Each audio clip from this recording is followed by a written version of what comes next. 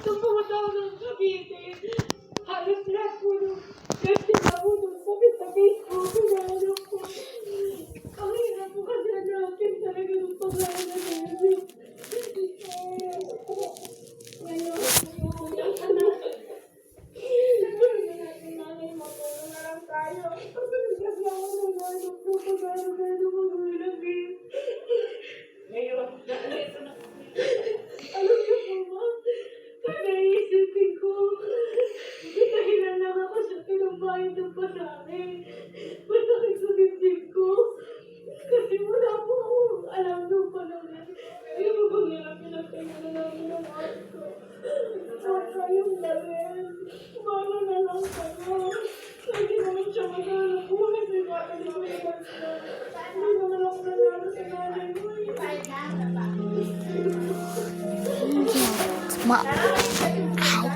Dito siya nakakomment, ba yan? Nako kasi.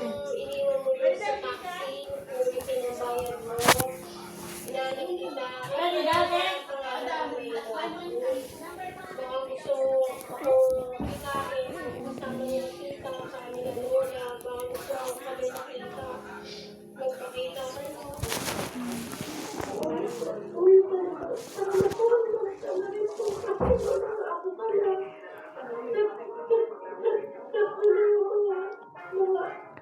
Natanggal na yung ngipin ko. Natanggal na guys. Sa kabila ng mga mapapait na alaala, pangarap pa rin ni Lucy makilala ang kanyang ina. Kaya kung sakasakali pong meron sa inyong nakakakilala sa kanya o sa kanyang kinaroroonan, ipagbigay alam lamang po sa ating programa.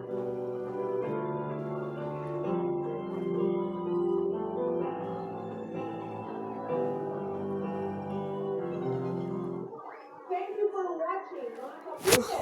Napanood ako. Sorry guys. Subscribe na sa GMA Public Affairs YouTube channel. And don't forget to hit the bell button for our latest updates.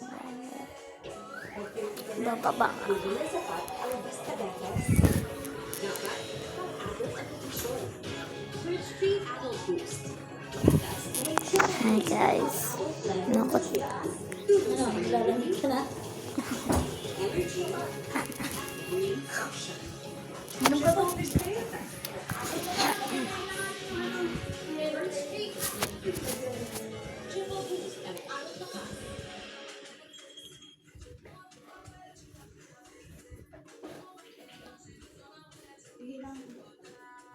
The results are out.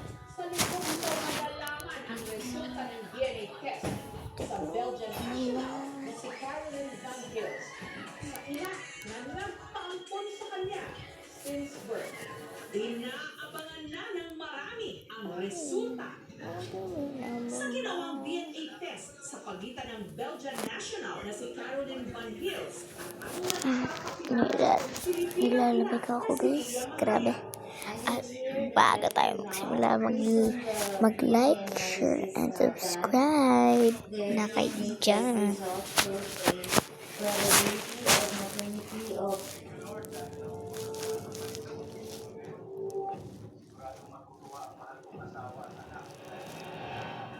Nitong Abril, kasama ang mister na si Herman, lumipad patungong Pilipinas si Caroline mula Belgium para hanapin ang kanyang inang Pilipina. Ayon sa hawak niyang dokumento, ipinanganak siya October 9, 1979 sa Bacolod. Pero ipinaampon siya ng kanyang ina. Noong 1981, inadapt siya ng mag-asawang Belgian at dinala sa Belgium. Ang tunay raw niyang pangalan, Connie Vecino, pero pinalitan at ginawa itong Caroline nung muli siyang pinagyagan. Alauna, nakilala niya ang madre ng proseso mismo ng kanyang adoption paper, si Sister Donald, na ngayon meron na Alzheimer's disease. If you have questions, you have to ask her. So I went to her. Is my birthday my real birthday? Is my name really gonna be Chino? Did you nakilala ni Caroline ang ilang mga Vecino sa Bacolod. You are from Chino clan. I'm not really sure if from us, but even if it is not from us, we are still willing Oh, thank you very much.